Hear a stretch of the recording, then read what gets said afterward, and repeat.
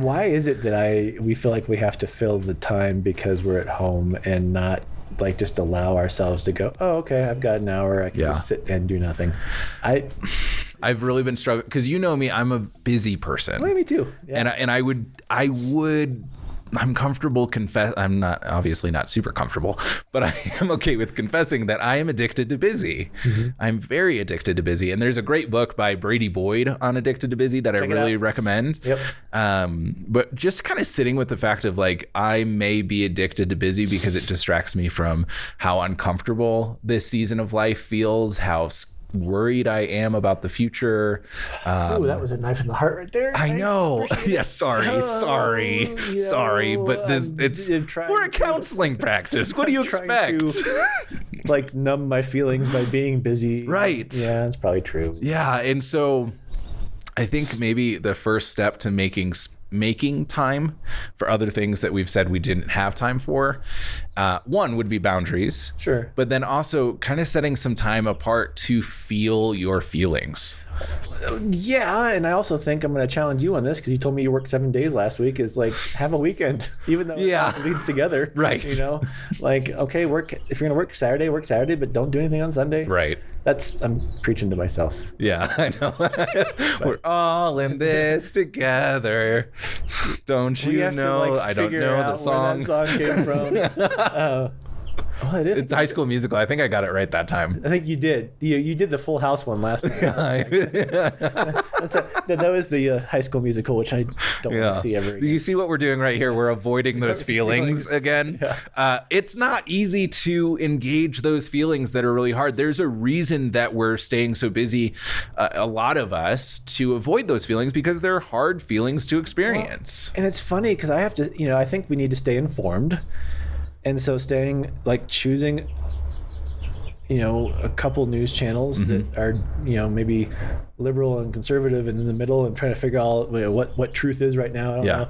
But staying informed is important, but not being over connected to, I have to make sure that I don't get on social media because I get consumed by that. And then my feelings spike and I have an anxiety attack and then I have to go I don't want to, then I turn everything off and it's like this. So it's really important. I was sharing this with somebody the other day, write your feelings out. Like we hear this all the time is that our heart can be very deceitful. Yep. And so, those emotions are important. They're telling us something's going on, but make sure that you're paying attention to what they are and going, okay, that's a lie right there. Yeah. Cross it off. But that's truth. Okay, this is an anxiety-producing time. Yeah. From an existential standpoint, all of us are realizing that we're in this world and what that means from an existential standpoint and anxiety. So well, and keep your eye out. I might be posting a little exercise that I like to do with clients about anxiety, especially if it feels chronic, if you've had it for a long time.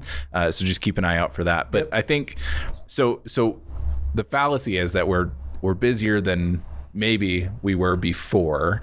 And also, I think that there's an opportunity to not. Well, I think there is, and I think a lot of it is that we are possibly putting pressure on ourselves to justify still working for those of us that are working. Oh, that one got me. Yeah, it's gotten me too. Okay, I've just got to prove myself. Well, no. Yeah. If you are working at a good place and you've got a job and you know that it's solid, you still got to take care of yourself. Right. You still got to set aside time to have leisure. So here's what I've done, and I'll admit this. I schedule Hulu or Netflix time during the day. Love that. So most of my shows that I love, are 45 minutes, 50 minutes. And so I'll choose, a show that I'm binge watching. Well, I can't really say I'm binge watching because I watch one episode. Right. But I choose that show and I go, okay, I've scheduled my time just to let down. Yeah. It's turning your brain off for a minute. Yep. That's okay. Yeah. My wife and I, we lock up our electronic devices at a certain time in the night. And that's intentional so that we have time together where we're not distracted by things. And we try not to be in front of the TV but it's harder to lock up that. I think too, not feeling guilty about that. Yeah. It's okay. It's okay if you're watching a lot of TV right now. Absolutely. More power to you. Isolation is one thing, but if you're doing it with your spouse or your significant other or your family, connect. That's okay. Yeah. Maybe, but then do game night and do, so I think it's just getting creative in this time and not allowing the time to control us, but us to control the time. Yeah. Is a big deal. Yeah, totally.